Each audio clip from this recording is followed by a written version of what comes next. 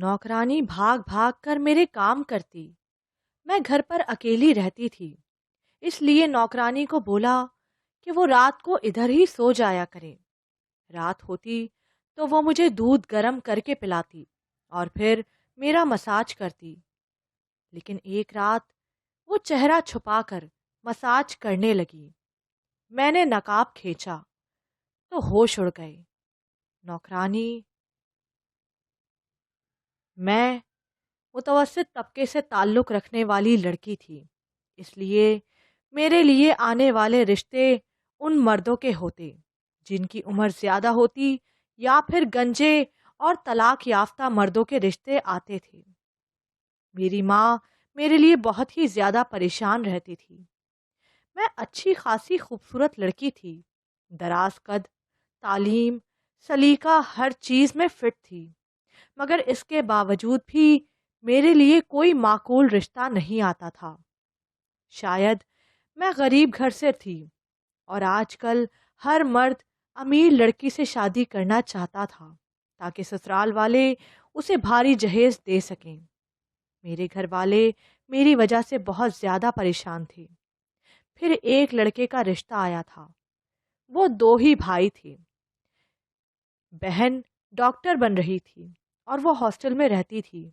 उसका नाम रमशा था और अपने भाई की शादी के सिलसिले में बहुत परेशान थी।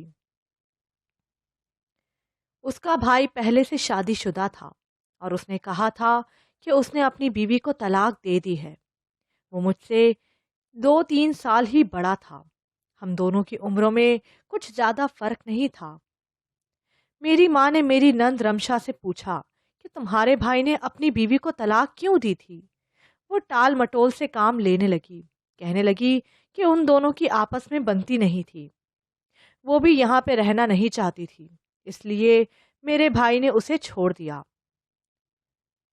मेरी माँ को ये रिश्ता मुनासिब लग रहा था, क्योंकि मेरे लिए जितने भी रिश्ते आए थे उनमें सबसे ज़्यादा मुनासिब यही था। मगर उन्हें एक बात खटक रही थी कि लड़के ने अपनी बीवी को तलाक क्यों दी। उनके जहन में यही बात आ रही थी कि जो अपनी पहली बीवी को नहीं बसा सका, वो अपनी दूसरी बीवी को कैसे बसा सकेगा। और उनका ये खदशा कोई गलत भी नहीं था। वो माँ थी और माँ के दिल में तो ऐसे ख्याल आते हैं। और जब मामला बेटी के रिश्ते का हो तो बहुत सोच समझ कर ही फैसला करते हैं। मगर जब वो लड़के से मिली तो उन्हें अपने तमाम खदशात गलत साबित हुए। लड़का अच्छा खासा माकूल था, बहुत सुलझा हुआ और शरीफ। पहली ही मुलाकात में मेरी माँ को वो बहुत ही ज़्यादा पसंद आ गया और उन्होंने लड़के को ओके कर दिया। मगर मैं पहली शादी का सोचकर हिचकिचा रही थी। मैं ससुराल में आई तो मेरे दिल में भी हर लड़की की तरह बहुत से अरमान थे। और घर में आने के बाद मुझे मालूम हुआ कि मेरा शौहर वाकई बहुत ही अच्छा इंसान था। मेरा बहुत ज़्यादा ख्याल रखता था। मुझे कभी किसी चीज़ की कमी महसूस नहीं होने दी। मेरी नंद शादी के दूसरे दिन ही यहाँ से चली गई थी। वो अपनी पढ़ाई पर तवज्जो देना चाहती थी। वो रिवायती नंदों से बहुत मुख्तलिफ थी। उसकी यही बात मुझे अच्छी लगी थी। मेरे ससुराल में मेरे शौहर के अलावा कोई भी नहीं था। सास नंदों का कोई झंझट नहीं था, ना ही देवरानी जेठानी की साजिशों का सामना करना पड़ा। इस लिहाज से मैं बहुत ही खुशकिस्मत साबित हुई थी। अक्सर लड़कियों की ज़िंदगी मैंने शादी के बाद जहन्नुम बनते हुए देखी है। अच्छी खासी लड़कियां शादी के बाद रुल जाती हैं क्योंकि उनका ससुराल अच्छा नहीं होता और उनके साथ शौहर और बाकी ससुराल का रवैया ख़राब होता है, जिसकी वजह से उनकी ज़िंदगी बर्बाद हो जाती है। ना अपनी मर्ज़ी से सो सकती हैं, ना कहीं आ जा सकती हैं, ना ही किसी और बात की आज़ादी होती है। अम्मी से फ़ोन पर बात हो जाती थी और मुझे खुश देखकर वो तसल्ली में आ जाती थी। मेरी नंद भी बहुत अच्छी थी। हर दूसरे दिन फ़ोन करके मुझसे खैर खैरियत पूछती थी और इसके अलावा कभी मुझसे कोई फालतू बात नहीं करती थी। उस दिन घर की सफाई के दौरान मुझे एक एल्बम मिली जिसमें मेरे शौहर के साथ एक और लड़की دلہن کے روپ میں تھی۔ اسے اپنے شوہر کے ساتھ دیکھ کر میرے تاثرات عجیب سے ہو گئے، میرے احساسات بالکل بدل گئے تھے۔ رنج و غصے سے میرا برا حال تھا۔ حالانکہ میں شادی سے پہلے جانتی تھی کہ ان کی پہلی شادی ہو چکی ہے، مگر میری ان سے کبھی اس موضوع پر بات ہی نہیں ہوئی تھی، اور نہ ہی میں نے ان کی پہلی بیوی کو دیکھا تھا۔ اب جب میں نے اس کو دیکھا تو دیکھ کے مجھے اس سے حسد محسوس ہوئی، کیونکہ وہ بہت ہی زیادہ خوبصورت تھی، اور مجھے یہ سمجھ نہیں آ رہی تھی اتنی خوبصورت لڑکی کو میرے شوہر نے کیوں چھوڑا۔ شام کو جب وہ گھر آئے تو آج میرا رویہ بدلا بدلا سا تھا، جسے دیکھ کے وہ بھی چونک گئے اور مجھ سے پوچھنے لگے کہ کیا ہوا ہے۔ میں نے انہیں کچھ بھی کہنے کے بجائے وہ البم ان کے سامنے لا کر رکھ دی، جسے دیکھ کے وہ ایک پل کو چونکے اور پھر کہنے لگے، کیا تمہیں میری پہلی شادی کا علم نہیں تھا؟ میں نے تو تمہارے گھر والوں سے کچھ بھی نہیں چھپایا، انہیں سب کچھ بتایا تھا، تو کیا انہوں نے تمہیں میری شادی کے بارے میں نہیں بتایا تھا؟ اب کی بار میں نے گہری سانس لی اور کہا کہ میں جانتی تھی آپ کی پہلی شادی کے بارے میں، مجھے علم تھا، مگر مجھے یہ نہیں پتا کہ آپ نے اپنی بیوی کو کیوں چھوڑا، اور آپ کی وہ بیوی اتنی خوبصورت تھی۔ میں تو بالکل معمولی شکل و صورت کی ہوں، پھر آپ مجھ سے کیسے محبت کر سکتے ہیں؟ اگر آپ اتنی خوبصورت بیوی کو چھوڑ سکتے ہیں تو مجھے بھی چھوڑ سکتے ہیں۔ میری اس بات پر اس نے حیران ہو کر مجھے دیکھا اور کہنے لگے، تم پاگل تو نہیں ہو گئی؟ میں تمہیں کیوں چھوڑوں گا؟ بس کچھ وجوہات ایسی بن گئیں، کچھ معاملات ایسے بن گئے کہ مجھے اسے چھوڑنا پڑا، ورنہ میں کسی کو بھی دکھ دینے کا قائل نہیں ہوں۔ میں نے اس کی بات سے اتفاق کیا۔ اتنے دنوں میں میں بھی اس کی نیچر کو جان گئی تھی۔ وہ بہت ہی نرم طبیعت کا انسان تھا، اور یقیناً اس کی ذات سے کبھی کسی کو کوئی رنج و تکلیف نہیں پہنچی ہوگی۔ تو کیا میں وہ وجوہات جان سکتی ہوں جن کی وجہ سے آپ نے اپنی بیوی کو چھوڑا تھا؟ انہوں نے مجھے کہا، یہ سب کچھ جاننا تمہارے لیے ضروری نہیں ہے، اگر مجھے مناسب لگا تو میں وقت آنے پر تمہیں سب کچھ بتا دوں گا۔ اس وقت انہوں نے مجھ سے وہ البم لے لی اور کہیں پر چھپا دی۔ اس کے بعد مجھے گھر میں وہ البم کہیں بھی نہیں ملی۔ شادی کے 2 مہینے بعد ہی مجھے یہ خوشخبری ملی کہ میں ماں بننے والی ہوں۔ مجھے یہ جان کر بہت زیادہ خوشی ہوئی، مگر میرا شوہر مجھ سے کہیں زیادہ خوش تھا۔ وہ میرا خیال رکھنے لگے تھے۔ وہ میرے لیے حیران کن تھا۔ وہ ایسا لگتا تھا جیسے انہیں اولاد کی بہت زیادہ خواہش تھی، اور وہ کتنے وقت سے اس بات کا انتظار کر رہے تھے۔ وہ پہلے سے بڑھ کر میرا خیال رکھنے لگے تھے۔ رفتہ رفتہ وقت گزرنے لگا۔ اب میری ڈیلیوری کا وقت قریب آنے لگا تھا، اور یہ وقت ایسا تھا جس میں میرے ساتھ کسی عورت کا ہونا بہت ہی زیادہ ضروری تھا۔ میری امی اکیلی تھیں اور اب بیمار رہنے لگی تھیں۔ میری نند کے بھی پیپرز تھے، اس لیے وہ گھر کبھی کبھی آتی تھی۔ میرے شوہر کو میری وجہ سے بہت ہی زیادہ پریشانی تھی۔ وہ میرے بارے میں ہی سوچتے رہتے تھے کہ میرے ساتھ کوئی مسئلہ نہ ہو جائے، اور جب گھر سے باہر ہوتے تو بار بار مجھے کال کر کے طبیعت کے بارے میں پوچھتے رہتے تھے۔ اس بات سے میں تنگ آ گئی، اور پھر کچھ دنوں کے بعد میں نے ایک حل نکالا اور اپنی پڑوسن سے کہا کہ مجھے ایک ملازمہ ڈھونڈ کر دو جو پورا دن میرے ساتھ رہا کرے، میرا خیال رکھا کرے، اور اس کے ہوتے ہوئے مجھے کوئی کام بھی نہیں کرنا پڑے۔ وہ گھر کے تمام کام کاج بھی کر دیا کرے۔ پڑوسن میری بات سمجھ گئی، اور اس نے میرے لیے بڑی جلدی ایک ملازمہ کا بندوبست کر لیا۔ اس کے بعد اگلے دن ہی وہ لڑکی آ گئی، مگر میں نے اسے دیکھا تو حیران رہ گئی، کیونکہ اس لڑکی نے نقاب کیا ہوا تھا، اور ہر وقت وہ اپنا چہرہ چھپا کر رکھتی تھی۔ میں نے اس سے بہت بار کہا کہ میں گھر میں اکیلی ہوتی ہوں، کون سا ہمارے گھر میں کوئی مرد ہے جو تم اس طرح سے پردہ کرتی ہو، مگر وہ میری سنی انسنی کر دیا کرتی تھی، اور کہتی کہ مجھے اسی طرح سے رہنا اچھا لگتا ہے، مجھے بچپن سے ہی اسی طرح رہنے کی عادت ہے۔ میں اس کی بات پر کاندھے اچکا کر رہ جاتی۔ وہ بہت اچھی طبیعت کی لڑکی تھی، بہت ہی نرم خو، نرم طبیعت کی مالک تھی جو میرا بہت ہی زیادہ خیال رکھتی تھی۔ میں اس لڑکی کے آنے سے بہت خوش تھی، مگر اب بھی میرے شوہر میرے بارے میں فکر مند رہتے تھے تاکہ مجھے کوئی تکلیف نہ ہو۔ مگر میں ملازمہ کے آنے کے بعد بہت خوش اور پرسکون تھی۔ میرے شوہر کے آتے ساتھ وہ ملازمہ اپنے گھر چلی جاتی تھی۔ اب میرے شوہر ہی میرا خیال رکھتے تھے، مگر ملازمہ کا رویہ مجھے حیران کر رہا تھا۔ وہ نقاب میں کیوں رہتی تھی؟ میں اکثر سوچتی تھی کہ کہیں کچھ ایسا تھا جو میری نظر سے پوشیدہ تھا، جو سامنے ہوتے ہوئے مجھے نظر نہیں آ رہا تھا۔ وہ ملازمہ لڑکی بھی مجھے بہت ہی زیادہ حیران کر رہی تھی۔ وہ میرا اس طرح سے خیال رکھتی تھی جیسے کہ میری سگی بہن ہو، مگر میرے سامنے اپنا چہرہ مجھے نہیں دکھاتی تھی، بلکہ خود کو نقاب میں چھپائے رکھتی تھی۔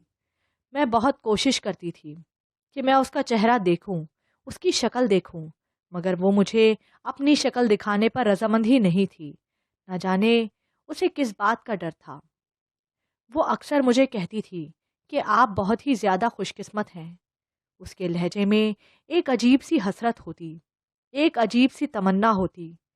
میں اس سے اکثر پوچھتی کہ کیا بات ہے، تمہیں کیا دکھ ہے؟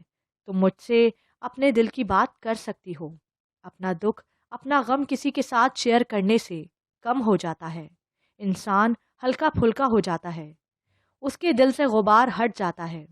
مگر وہ اپنے آنسو پوچھ کر خاموش ہو کر رہ جاتی اور کہتی کہ میں قسمت کی ستائی ہوئی ہوں۔ میں کسی سے کیا کہوں؟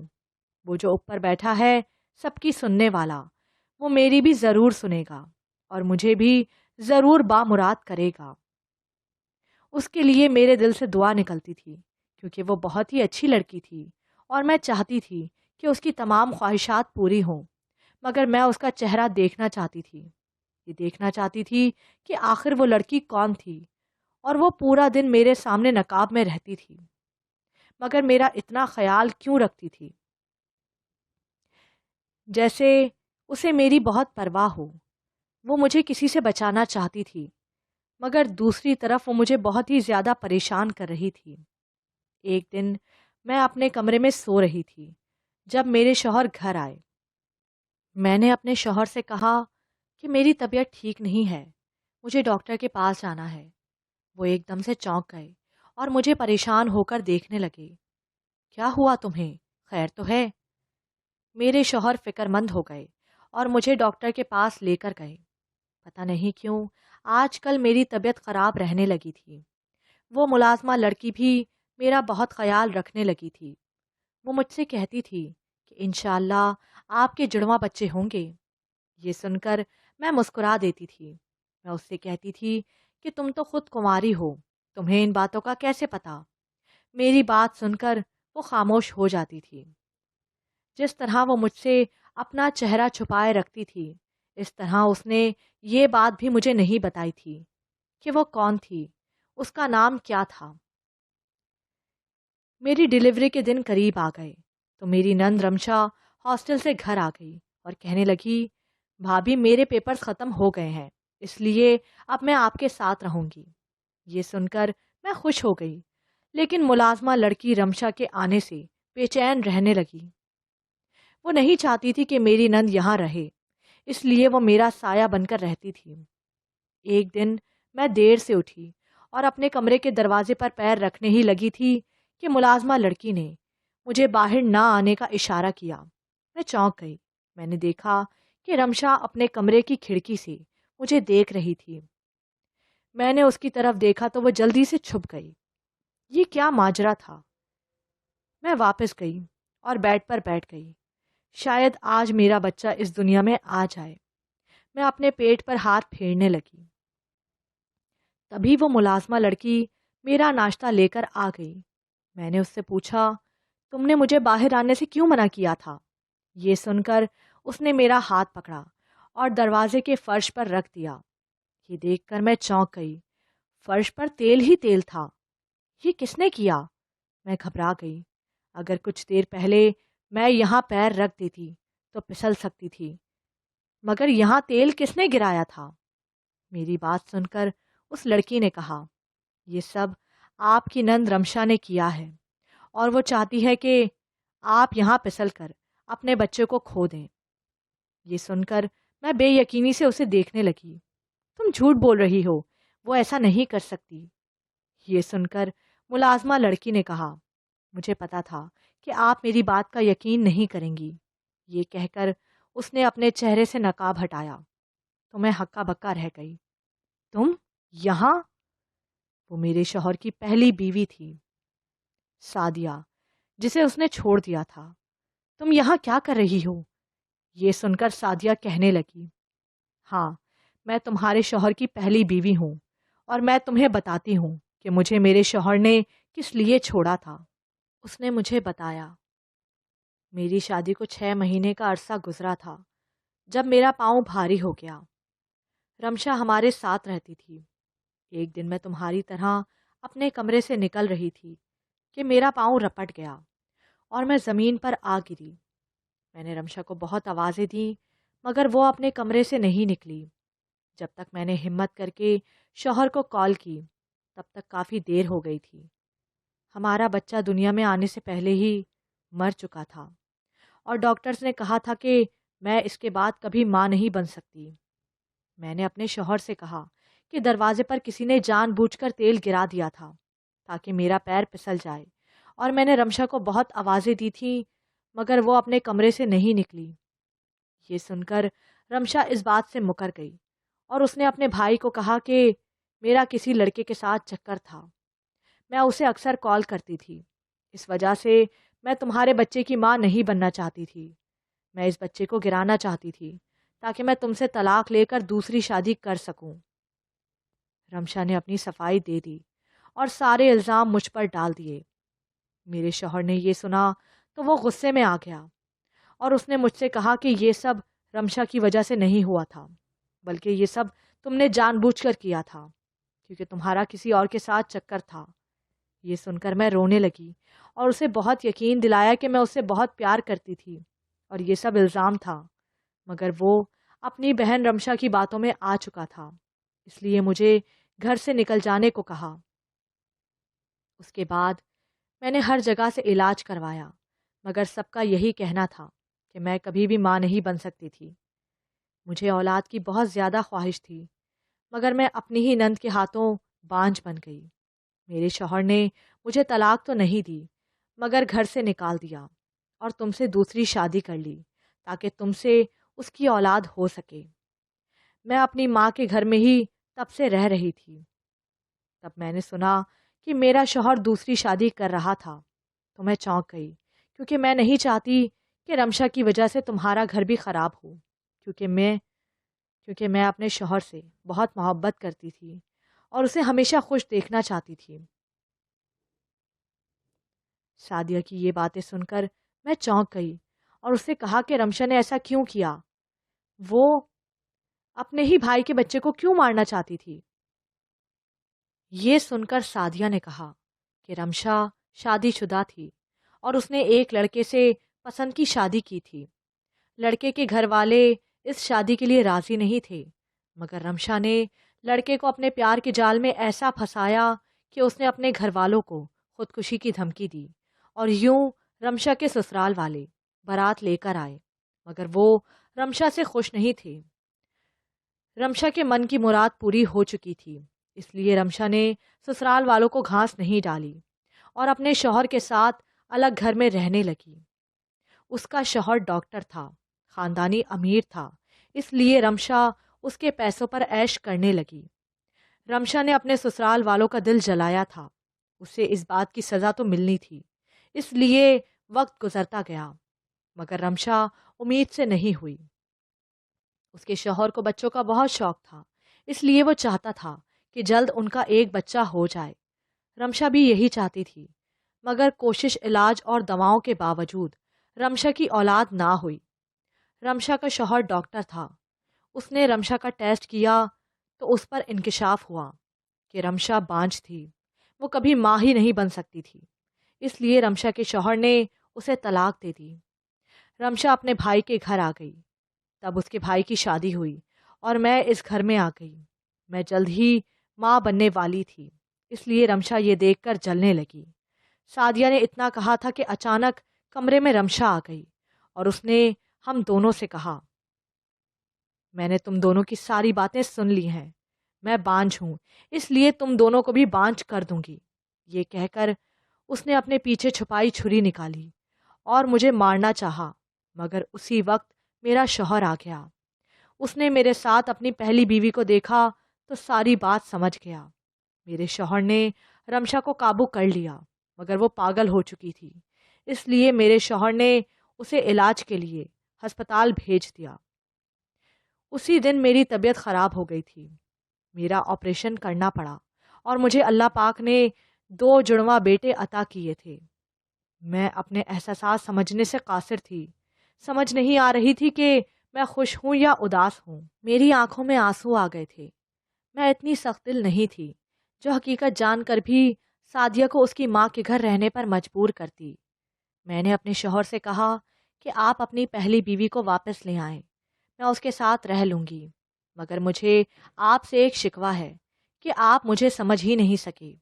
آپ نے مجھے پہلے یہ حقیقت کیوں نہیں بتائی؟ اگر آپ مجھے پہلے ہی سب کچھ بتا دیتی تو میں پہلے ہی اسے اس گھر میں لے آتی۔ میرے شوہر کو میری بات پر یقین نہیں آ رہا تھا۔ انہیں میرے اس فیصلے سے بہت زیادہ خوشی ہوئی تھی اور پھر وہ اپنی بیوی کو اس گھر میں لے آئے۔ وہ بھی میری بہت ہی زیادہ مشکور ہو رہی تھی اور اس کی آنکھوں میں میرے بچوں کو دیکھ کر اس قدر حسرت تھی جسے دیکھ کر میرا دل کٹ کر رہ گیا۔ اس کے ساتھ جو کچھ بھی ہوا اس میں اس کا کوئی قصور نہیں تھا، اور جتنا وقت میں نے اس کے ساتھ گزارا تھا اس نے میرے ساتھ اچھا کرنے کی ہی کوشش کی تھی۔ اس نے میرے ساتھ کچھ بھی برا نہیں کیا تھا۔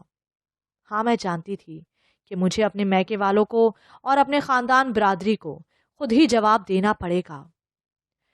جب مجھے کوئی اعتراض نہیں تھا تو میرے ماں باپ کو بھی اس بات پر کوئی اعتراض نہیں ہو سکتا تھا۔